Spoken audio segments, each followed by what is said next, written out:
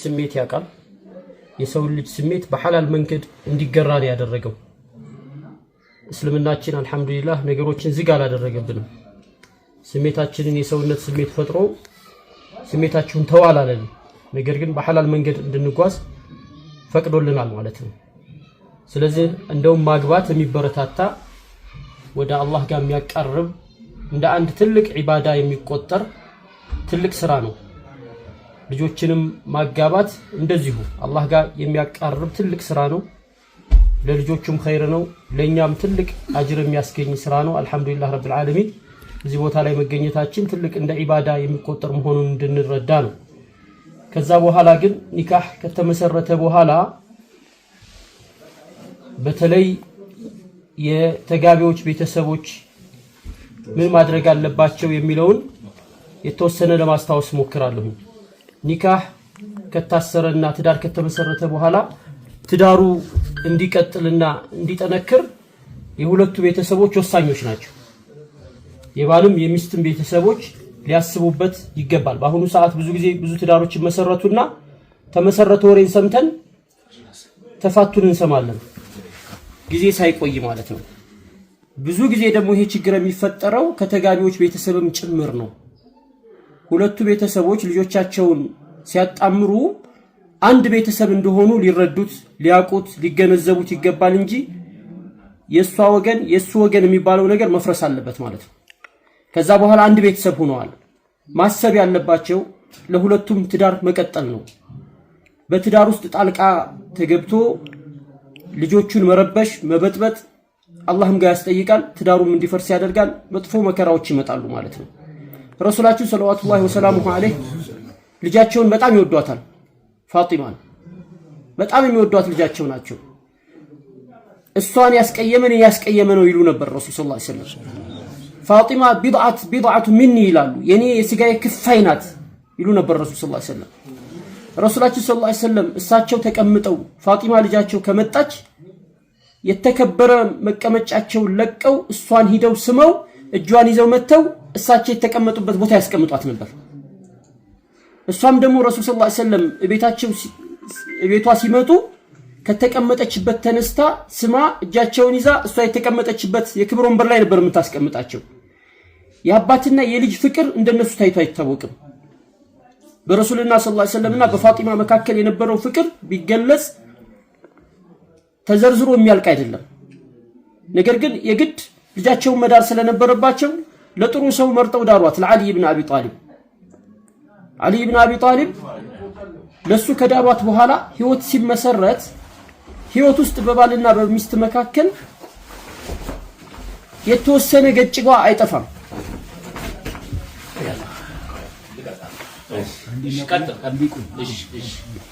በትዳር መካከል ላይ ባለ ትዳሮች በመካከላቸው ልዩነት ቅርቅር መባባል ነገር የማይጠፋ ኖርማል ነገር ነው በህይወታችን እናየዋለን ሁሉም ቤት ላይ አንድ ጊዜ ረሱል ሰለላሁ ዐለይሂ ወሰለም ከውጭ ቆይተው ፋጢማ ጋር እቤት ሲገቡ አሊ ኢብኑ አቢ ጣሊብን አጡት የለም አሊ ኢብኑ አቢ ጣሊብ የት ሄደ ያጎትሽ ልጅ አሏት ሲሏት አይ ያ ረሱላህ በኔና በሱ መካከል ትንሽ ልዩነት ተፈጥሮ ተነጋገርንና ከቤት ወጣ አለቻቸው ረሱል ሰለላሁ ዐለይሂ ወሰለም የዚህን ጊዜ ዝርዝር ጥያቄ አልጠየቁም ይሄ ነው ትልቁ ነጥብ ምን አደረገሽ አስቀየመሽ ወይ መታሽ ወይ እንደዚህ አለሽ ወይ የሚል ጥያቄ ውስጥ አልገቡም ረሱል ሰለላሁ ዐለይሂ ወሰለም ለምን የሁለቱ ትዳር እንዲሰምር ረሱል ሰለላሁ ዐለይሂ ወሰለም ይፈልጋሉ ወዲያው ምን አደረጉ ረሱል ሰለላሁ ዐለይሂ ወሰለም አሊ ኢብኑ አቢ ጣሊብ ከቤት ተጣልቶ ሲወጣ የት እንደሚሄድ ያውቁ ስለነበረ እሷን ተተዋት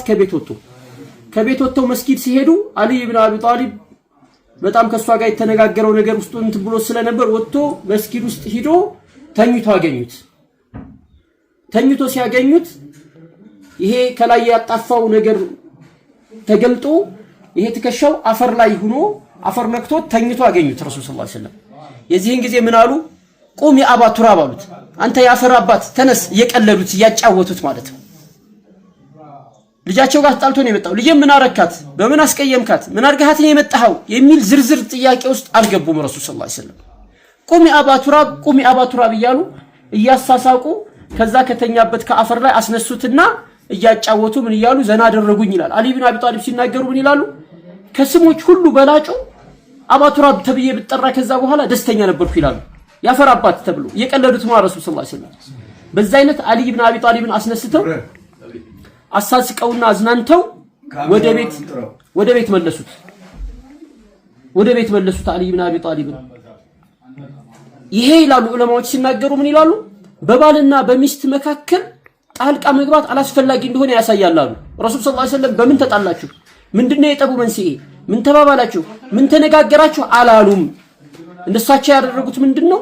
የሱን ንዴት አበረዱና እዛው እንዲገናኙ እርስ በርሳቸው ጉዳያቸውን አብረው እንዲፈቱ አደረጉ። ይሄ ትልቅ መንሃጅ ነው ይላሉ። በትዳር መካከል የባልና የሚስት ወገኖች በጣም ሊያውቁት ሊረዱት የሚገባ አንድ ትልቅ ነጥብ ቢኖር ይሄ ነው ይላሉ። ወደን ሂደን ሴት ልጅ አባት ላይ ልጃችሁን ስጡን ብለን ከለመን በኋላ እነሱም ደግሞ በቃ ምነናል እሺ ብለው ከሰጡ በኋላ ሁለቱ ራሳቸውን ችለው እንዲጓዙ መፍቀድ አለብን እንጂ በባልና በሚስት መካከል ላይ ጣልቃ ተገብቶ ምን ተደረግሽ፣ ምን ሆንሽ፣ ምን በላሽ፣ ምን ጠጣሽ፣ ጥሩ ያበላሽም ወይ እንደዚህ ያደርግሽም ወይ አይባል። ትዳር ያፈርሳል፣ በረካ ያሳጣል ከቤት ውስጥ ማለት ነው። ረሱል ሰለላሁ ዐለይሂ ወሰለም ያቺ በጣም የሚወዷትን የሚንከባከቧትን እንደ ነፍሳቸው አድርገው የሚቆጥሯትን ልጅ ምን እያበላሽ ነው፣ በችግር ውስጥ ነው ወይ በምን ነው ወይ ጠይቀው አያውቁም ይላሉ። ግን እንደውም ከሷ ጋር የሆነ ነገር ሲያዩ ሂደው የሚይዙት ማንን ነው? ባልየውን ነው ማለት ነው። ይሄንን አንድ ነገር ልንጠቀም ይገባናል። ሁለተኛ የባል ቤተሰቦች የሚስትን ደረጃ ማወቅ አለባቸው። ረሱል ሰለላሁ ዐለይሂ ወሰለም በሐዲስ ላይ ሲናገሩ ምላሉ ኸይሩኩም ሊአህሊ ወአና ኸይሩኩም ሊአህሊ። ከሰዎች ሁሉ በላጩ ለሚስቱ ጥሩ የሆነ ሰው ነው አሉ።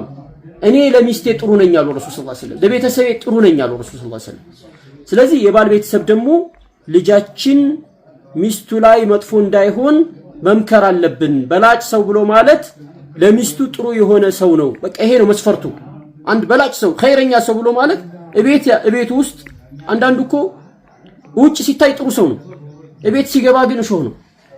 ለሚስት አይመችም፣ ለቤተሰብ አይመችም፣ ለልጅ አይመችም። ይሄ ሰው መጥፎ ሰው ነው ማለት ነው። ስለዚህ ልጆቻችንን ወደ ትዳር ስናመጣ ይሄ ትዳር የሚባለው በተለይ ደግሞ የባል ቤተሰቦች ባል የሚሸከመውን ትልቅ ኃላፊነት ማስረዳት አለብን። አላህ በቁርአኑ ላይ አርጃሉ ቀዋሙን ዐለ ኒሳ ይላል። የቤተሰቡ መሪ ባል ነው ይላል። መሪነት ይሄ ትልቅ ኃላፊነት ነው፣ ከባድ ኃላፊነት ነው። የቤት ኃላፊ ስትሆን ቤትህን በጥሩ ሁኔታ መያዝ አለብህ፣ በጥሩ ሁኔታ ማስተዳደር አለብህ። ሚስትህን ልጆችህን በጥሩ ሁኔታ ልታስተዳድራቸው ይገባል። አንተ ከበላኸው ማብላት አለብህ፣ ስትለብስ ማልበስ አለብህ ከማቴሪያሉ ጀምሮ። ከዛ ውጭ ከእንደገና ቤት ውስጥ ያለው ደስታ የተሟላ እንዲሆን ሚስቶች ቤት ውስጥ ሲሆኑ እንዳይሰማቸው የበታችነት ስሜት እንዳይሰማቸው እነሱም ቤት ውስጥ ዘና ማድረግ። ረሱል ሰለላሁ ዐለይሂ ወሰለም ሚስቶቻቸውን ያዝናኑ ነበር።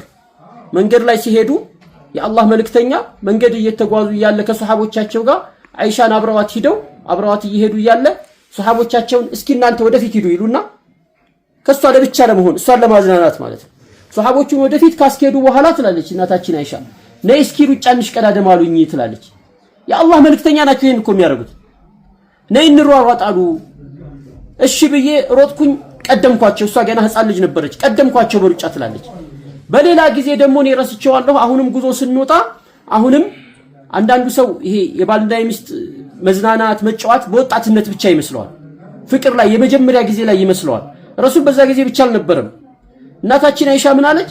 በወጣትነት ገና ሰውነቴ ቀጭን በነበረበት ሰዓት ተሯሩጠን ቀደምኳቸው አለች። ከዛ እኔ ብዙ አመት ቆይቶ ሰውነቴ ወፍሯል ረስቼዋለሁኝ አለች። ትልቅ ሴት ሁና አሁንም መንገድ ላይ እስኪ ሂጂ ወደፊት ሰዎቹን ወደፊት ሂዱ አሉና ወደ ኋላ አስቀሩኝና እንሩጥ እስኪ ደግሞ ዛሬ አሉኝ አለች። በወጣትነት ብቻ አይደለም ያዱ ጥፋቸው ያደግነታቸው። እስኪ እንሩጥ ሲሉኝ ያ ረሱላህ እኔ ሰውነቴ ወፍሮ እንዴት እሮጣለሁ አልኳቸው አለች። ላቡድ ግዴታ ነው መሮጥ አለብሽ አሉኝ። ከዛ ስንሮጥ ሰውነቴ ወፍሮ ስለነበር እሳቸው ቀደሙኝ አለች። ሲቀድሙኝ የዛን ጊዜ የቀደምሽኝን ዛሬ ደግሞ እኔ ቀድሜ በልጬሻለሁ እያሉ ያጫውቱኝ ነበር ትላለች ማለት ነው። ስለዚህ ሚስቶቻችንን እቤት ውስጥ በጥሩ ሁኔታ መያዝ፣ ማዝናናት፣ ፍቅራችንን መግለጽ። የብዙ ባል ችግሩ ፍቅሩን አይገልጽም። ሚስቱን ወድሻለሁ ከሚል ቢታነቅ ይሻለዋል። እወድሻለሁ እኮ በጣም አፈቅርሻለሁ ማለትን ካፉ ለማውጣት የሚከብደው ሰው አለ ስለዚህ ያ እንዳይሆን የባል ቤተሰቦች ደግሞ ልጆቻችን ወደ ትዳር ሲመጡ ኃላፊነት እንዲሰማቸው ይሄ ፍች የሚባለው ነገር ላይ እንዳይገቡ ጥንቃቄ ማድረግ መምከር የባል ለምን አንዳንዱ አሁን ይደውላል እኔ ጋር ብዙ ጊዜ ይደውልና ምን ይላል ተበሳጭቼ ሚስቴን 3 ጊዜ ፈታውሽ አልኳት ምን ላርጋት ይለኛል አንተ የፈታሁን ምን አረግልሃለሁ ተበሳጭቼ ነበር ይላል ሼኻችን ሼክ መሐመድ ሙክታር ሽንቂቲ ፊቅህ ያስተማሩና አንድ ጊዜ አንድ ሰው ጠየቃቸው ምን አላቸው እኔ ሚስቴን ተበሳጭቼ 3 ጊዜ ፈታውሽ አልኳትና ምን ይሻለኛል አላቸው ሲላቸው ታዲያ ሰው ሲፈታ እየሳቀ እየተዝናና ፈትቼሃለሁ ይላል ተበሳጭቶ እኮ ነው የሚፈታው አሉት ስለዚህ ይሄ ራስህ ጉዳይ ነው አሉ ቤትህን አፍርሰሃል ስለዚህ ጥንቃቄ ይደረግ ሲበሳጭ ወንድ ልጅ ከምላሱ ፈትቻለሁ የሚል ነገር እንዳይወጣ ልጆቻችንን በጣም ማስጠንቀቅ አለብን ፈትቻለሁ ከተባለ በቀልድም በምርም ምር ነው የሚያዘው ስለዚህ ትዳሮች እየፈረሱ ነው ሀገራችን ላይ በተለይ ስለዚህ በእንደዚህ አይነት ነገር በቀልድ ነገር ልጆች ቤት እንዳይበተን ወንድ ልጅ የፈለገ ቢቆጣ የፈለገ ቤት ውስጥ የሚያስቀይመው ነገር ቢያይ ፈትቻለሁ የሚል ነገር ከምላሱ እንዳይወጣ ጥንቃቄ ማድረግ እንዳለበት ለልጆቻችን ቁጭ አድርገን በደንብ መምከር ማስገንዘብ አለብን ሴቶች ይበሳጩና ፍታኝ ይላሉ የዚህን ጊዜ ጥሎ ነው መሄድ ያለበት ጥሎ መሄድ ነው ያለበት ነገሩ እስከሚበርድ እስከሚቀዘቅዝ ድረስ ይሄን ካላደረገ ግን ትልቅ ስህተት በኋላ ማስተካከል የሚከብደው ስህተት ውስጥ ሊወድቅ ስለሚችል ትዳር መመስረቱ ብቻ ሳይሆን አብሮ መቆየቱ ጥሩ ትውልድ መፍጠሩ ጥሩ ዙርያ ማግኘቱ ላይ ስለሆነ የባልም የሚስትም ወገን ይሄን ትኩረት አድርገን ለአገር ለወገን ለህዝብ የሚጠቅሙ ልጆችን ማፍራት እንድንችል ሁላችንም ጥረት እናድርግ ነው ምለው አላህ Subhanahu Wa Ta'ala ይሄ እንግዲህ ሊመሰረት ጫፍ ላይ በር ላይ የደረሰውን ትዳር አላህ ተመስርቶ ኸይረኛ ትዳር አላህ ያድርግልን የረሱልን ሰለላሁ ዐለይሂ ወሰለም ሱና የሚከተል ትዳር አላህ ያድርግልን ተዋደው ተፋቅረው ቤተሰብ መስርተው ልጆች አፍርተው ለአገር ለወገን የሚጠቅሙ ዙርያ የሚያፈሩ ልጆች አላህ ያድርግልን ለቤተሰቦቻቸው ብቻ ሳይሆን ለአገራችን በአሁኑ ሰዓት ጥሩ ትውልድ ያስፈልጋታልና ለአገር የሚበቁ ትውልድ የሚፈራበት ትዳር አላህ ያድርግልን ወላጆቻቸውንም የሚደሰቱ አላህ ያድርጋቸው የሴቷንም የወንዷንም ቤተሰቦች አላህ የሚደሰቱ አላህ ያድርጋቸው አላህ አፊያ ያላብሳቸው አላህ ጤናን ያላብሳቸው የልጅ ልጆቻቸውን አይተው ተደስተው የሚኖሩ አላህ ያድርጋቸው የሚደሰቱ አላህ ያድርጋቸው እኛንም አላህ ቤተሰቦቻችንን ሁሉ አላህ ኸይረኛ አላህ ያድርገን ለቤተሰቦቻችን አላህ ኸይረኞች አላህ ያድርገን አላህ አፊያችንን ሙሉ አላህ ያድርግልን በዱንያ በአኺራ አላህ ያስደስተን سبحانك ربي سبحانك اللهم وبحمدك تبارك اسمك وتعالى جدك اللهم صل